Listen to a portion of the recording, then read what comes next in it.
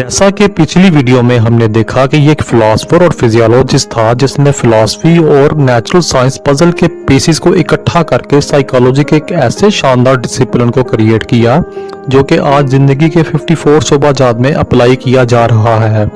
और इस जीनियस का नाम था विल्हम मैक्सिमिलियन वुंड।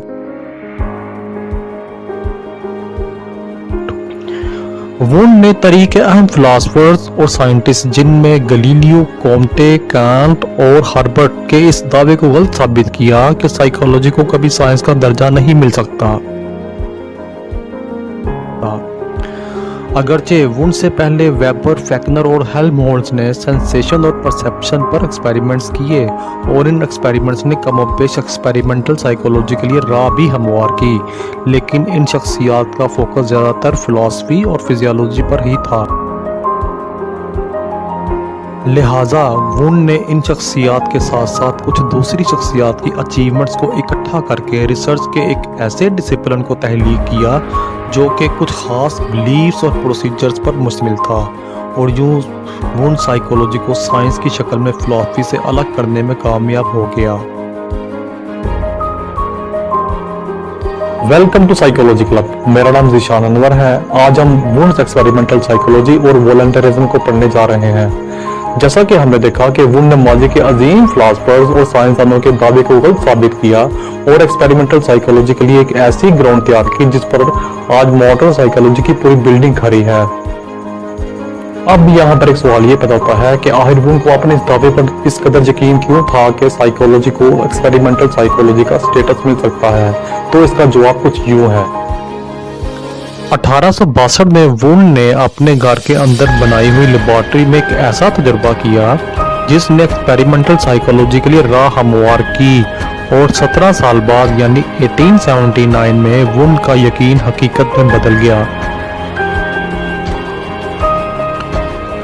वुंड ने एक ऐसा इंस्ट्रूमेंट बनाया जिसको उसने थॉट मीटर का नाम दिया।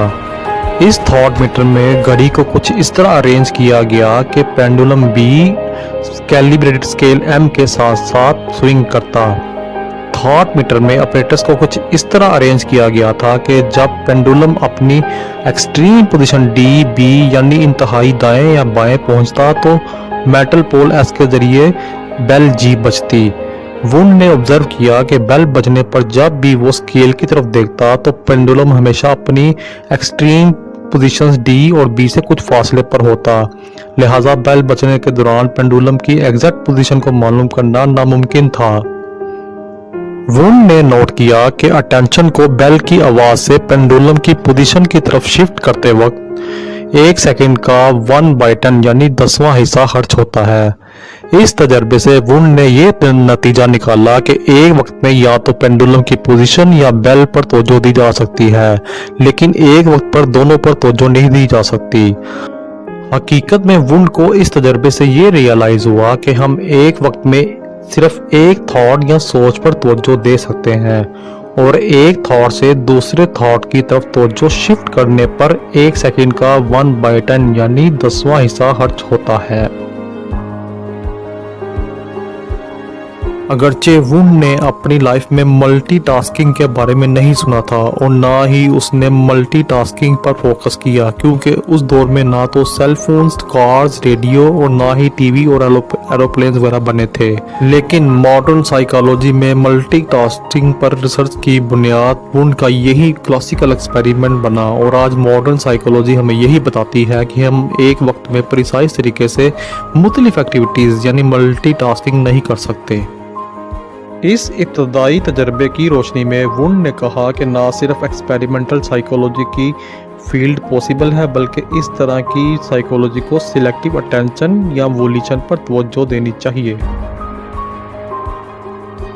1862 में ही वुंड ने अपनी एक किताब जिसका नाम contribution to the theory of sense perception में एक्सपेरिमेंटल साइकोलॉजी की अहमियत को कुछ इस तरह बयान किया कि ये ह्यूमन कॉन्शियस यानी इंसानी शऊर को हकाइक से पर्दा उठाएगी।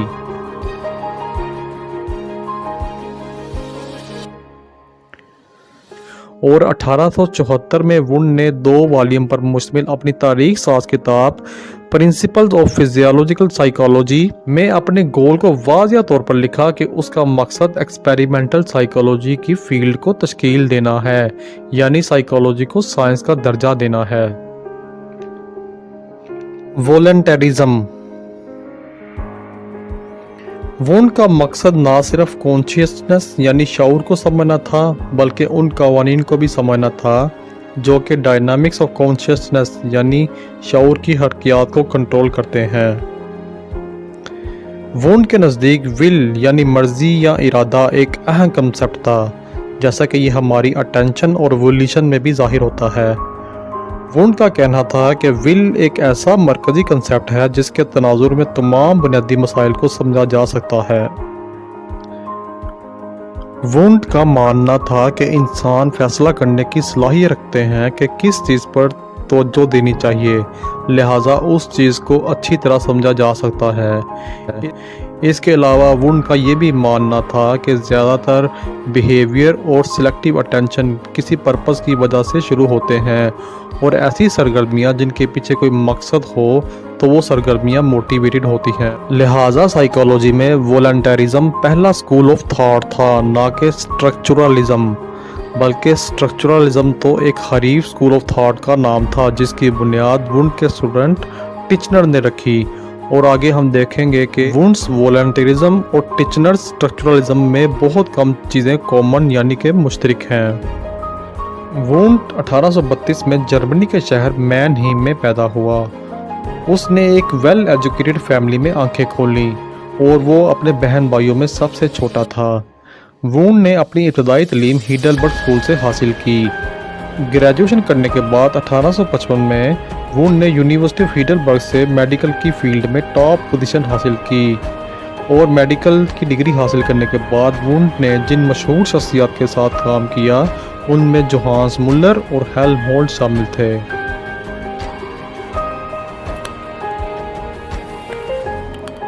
लीप्जिग years, establishment of first psychology laboratory. 1875 में वुंड लीप्जिग यूनिवर्सिटी में लैंग्वेज, लॉजिक और एंथ्रोपोलॉजी के मज़ामीन को पढ़ा रहा था, मगर इसी दौरान वो यूनिवर्सिटी में एक्सपेरिमेंटल साइकोलॉजी को भी पढ़ाना चाहता था। लेकिन यूनिवर्सिटी की इंतज़ामिया ने वुंड को एक्सपेरिमेंटल साइकोलॉजी पढ़ाने के लिए जगह मुहैया ना की, और इसी साल वुंड ने कोर्सेज को ख़त्म करने के बाद एक्सपेरिमेंटल साइकोलॉजी को पढ़ाने के लिए जगह हासिल कर ली। फिर 1879 तक ये जगह एक मुकम्मल लेबॉरेटरी की शक्ल इख्तियार कर चुकी थी, और इसी दौरान वुंड बेशुमार तालिब इल्मों की रिसर्च को भी सुपरवाइज कर रहा था। फिर इसी साल यानी 1879 को इस लेबॉरेटरी को साइकोलॉजी की पहली लेबॉरेटरी से मंसूब किया गया, और वुंड ने इसका नाम इंस्टीट्यूट ऑफ एक्सपेरिमेंटल साइकोलॉजी रखा। शुरू में यूनिवर्सिटी की इंतजामिया ने वुंड की इस लेबॉरेटरी की कोई ख़ास मदद ना की, हत्ता कि 1883 तक तो इस लेबॉरेटरी का नाम यूनिवर्सिटी की कैटलॉग में शामिल तक ना था। लेकिन फिर भी वक्त गुजरने के साथ साथ ये लेबॉरेटरी बहुत मशहूर हो गई, और वुंड के लेक्चर्स पूरी यूनिवर्सिटी में बहुत ज़्यादा मशहूर हो गए, हत्ता कि इन लेक्चर्स को सुनने वाले तालिब इल्मों की तादाद 250 से भी तजावुज़ कर जाती। लेबॉरेटरी की पॉपुलैरिटी की वजह से वुंड को इसकी स्पेस को कई बार बढ़ाना पड़ा। 1882 तक वुंड ने लेबॉरेटरी की स्पेस को एक कमरे से बढ़ाकर 9 कमरों तक पहुंचा दिया, और वक्त के साथ साथ जर्मनी, यूरोप और अमेरिका से स्टूडेंट्स वुंड के लेक्चर्स को सुनने आते, और फिर 1897 में वुंड को लेबॉरेटरी के लिए पूरी बिल्डिंग वक्फ कर दी गई।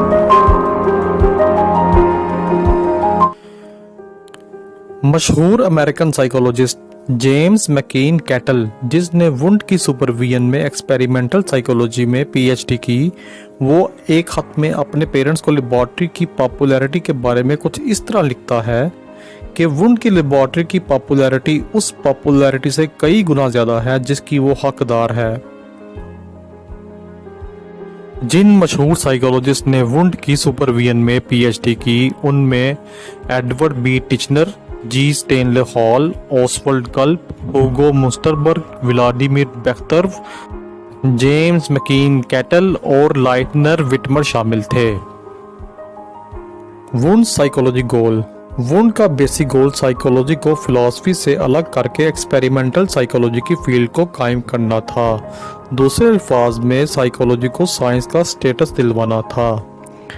अगरचे वुंड ने एक्सपेरिमेंटल साइकोलॉजी की बुनियाद रखी, लेकिन उसका ये भी मानना था कि एक्सपेरिमेंटेशन से हम सिर्फ माइंड के बेसिक एलिमेंट्स यानी बुनियादी अज्जा का मुताला कर सकते हैं, लेकिन हायर मेंटल प्रोसेसेस यानी लैंग्वेज, कल्चर और रिलीजन वगैरह को हम एक्सपेरिमेंटेशन से मुताला नहीं कर सकते।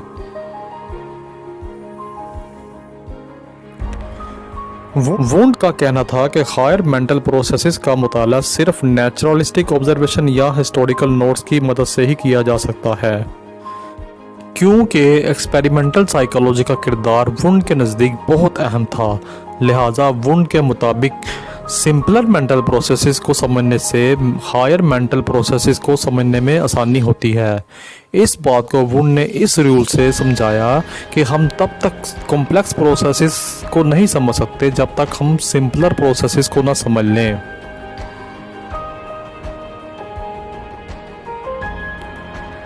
Mediate and immediate experience. Wound का कहना था कि साइकोलॉजी इमीडिएट एक्सपीरियंसेस जबकि बाकी तमाम साइंसेस मीडिएट एक्सपीरियंसेस पर मुश्तमिल होती हैं। मिसाल के तौर पर फ़िज़िक्स में माहिर फ़िज़िक्स जो डाटा इस्तेमाल करते हैं वो डाटा मुख्तलिफ मेजरिंग डिवाइसेस जैसा कि स्पेक्ट्रोमीटर या साउंड स्पेक्ट्रोग्राफ से हासिल करके फ़िज़िकल वर्ल्ड की खसूसियात को जानने की कोशिश करते हैं। लिहाजा वुंड के मुताबिक नेचुरल साइंस का एक्सपीरियंस रिकॉर्डिंग डिवाइसेस से मीडिएट होता है। दूसरे अल्फाज में ये एक्सपीरियंस डायरेक्ट नहीं होता। अलबत्ता वुंड का मानना था कि साइकोलॉजी का सब्जेक्ट मैटर ह्यूमन कॉन्शियसनेस यानी इमीडिएट एक्सपीरियंसेस हैं। दूसरे अल्फाज में किसी भी लम्हे सराउंडिंग से बाखबर और रिस्पॉन्सिव होना है। दरअसल वुंड फिजिकल वर्ल्ड यानी इर्द गिर्द की चीज़ों की नेचर को जानने में दिलचस्पी नहीं रखता था, बल्कि वो उन साइकोलॉजिकल प्रोसेसेस को जानना चाहता था जिससे हम फिजिकल वर्ल्ड को एक्सपीरियंस करते हैं। यहाँ पर वुंड ने यह तजवीज़ किया कि अगर एक बार मेंटल एलिमेंट्स को अलग कर दिया जाए तो वो कवानीन जो इन एलिमेंट्स को मिलाकर पेचीदा एक्सपीरियंसेस का सबब बनते हैं तो उन कवानीन को मालूम किया जा सकता है। लिहाजा वुंड ने यहाँ दो बुनियादी गोल मुकर्रर किए, जिनमें पहला गोल एलिमेंट्स ऑफ थॉट यानी सोच के अज्जा को डिस्कवर करना था और दूसरा गोल उन कवानीन को तलाश करना था जिनके ज़रिए मेंटल एलिमेंट्स मिलकर पेचीदा मेंटल एक्सपीरियंसेस का बाइस बनते हैं। तारीख दानों का ख्याल है कि रशियन केमिस्ट दिमित्री मेंडलीव के periodic table of chemical elements ने वुंड के नज़रिए को सपोर्ट किया और शायद वुंड भी माइंड का पीरियोडिक टेबल बनाने की कोशिश कर रहा था। Wounds use of introspection. Wound ने मेंटल स्ट्रक्चर्स को जानने के लिए इंट्रोस्पेक्शन यानी सेल्फ ऑब्जर्वेशन का तरीका इस्तेमाल किया। इस मेथड में वो एक सब्जेक्ट या शख्स को ट्रेन करने के बाद बार बार लाइट दिखाता या मेट्रोनोम से आवाज़ पैदा करता और उस सब्जेक्ट से लाइट या साउंड से पैदा होने वाली सेंसेशंस और फीलिंग्स के बारे में पूछता।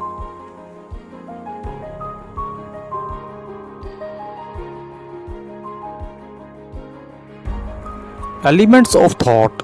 इंट्रोस्पेक्शन के इस्तेमाल से वुंड इस नतीजे पर पहुंचा कि मेंटल एक्सपीरियंस की दो अक़साम होती हैं, जिनमें सेंसेशंस और फीलिंग्स शामिल हैं। वुंड के मुताबिक सेंसेशन तब वक़ूअ पज़ीर होती हैं जब एक सेंस ऑर्गन स्टिमुलेट यानी मुतहरिक होता है और इसके नतीजे में पैदा होने वाली इम्पल्स ब्रेन तक पहुंचती है।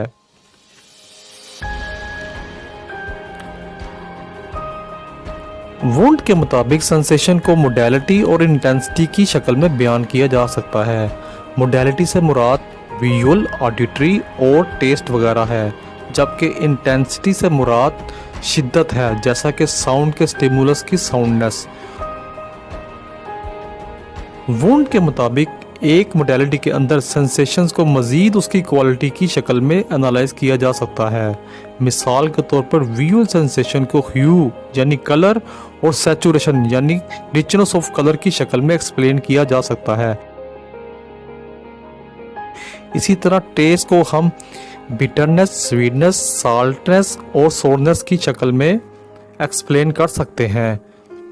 वुंड के मुताबिक तमाम सेंसेशन के साथ फीलिंग्स अटैच्ड होती हैं और वुंड इस नतीजे पर इस तरह पहुंचा कि जब वो मेट्रोनोम से मुख्तलिफ रेट्स यानी मुख्तलिफ शरह से आवाज़ें निकालता तो हर मुख्तलिफ आवाज़ के साथ मुख्तलिफ फीलिंग्स पैदा होती। आखिरकार वुंड ने इंट्रोस्पेक्शन के इस्तेमाल से try dimensional theory of feelings पेश की, जिसके मुताबिक किसी भी फीलिंग को 3 डायमेंशंस में एक्सप्लेन किया जा सकता है, यानी pleasantness, unpleasantness, excitement, calmness, strain, relaxation. Perception, apperception and creative synthesis. Wundt के मुताबिक परसेप्शन एक पैसिव अमल है और ये 3 चीज़ों पर मुश्तमिल होता है, जिनमें presence of physical stimulus, anatomical makeup of an individual और पास्ट एक्सपीरियंसेस शामिल होते हैं। और जब ये 3 चीज़ें आपस में इंटरेक्ट यानी तामुल करती हैं तो ये हमारी परसेप्चुअल फील्ड को मालूम करती हैं। और परसेप्चुअल फील्ड का वो हिस्सा जिस पर इंडिविजुअल ज़्यादा अटेंशन या तवज्जो देता है उसको अपरसेप्शन कहते हैं। वुंड ने कहा कि अटेंशन और अपरसेप्शन साथ साथ चलते हैं, यानी परसेप्चुअल फील्ड में जिस चीज़ पर ज़्यादा तवज्जो दी जाएगी वो चीज़ अपरसीव होगी।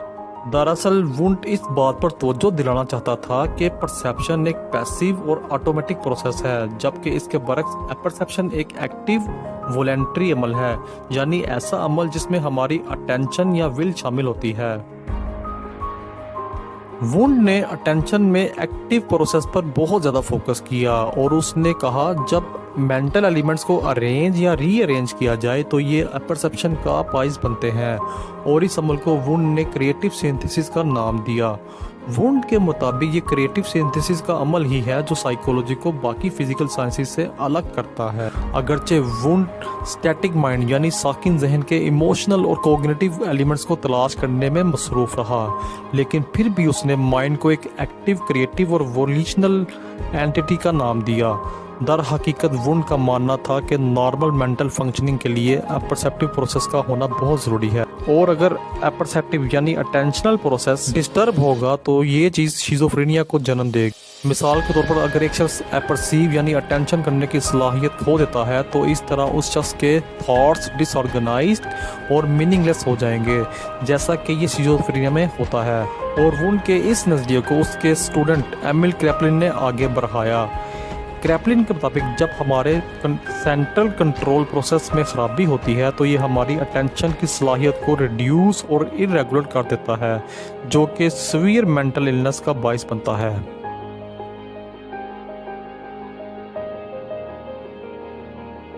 मशहूर हिस्टोरियन बोरिंग लिखता है कि वुंड साइकोलॉजी की तारीख में सबसे ज़्यादा प्रोडक्टिव शख्स है।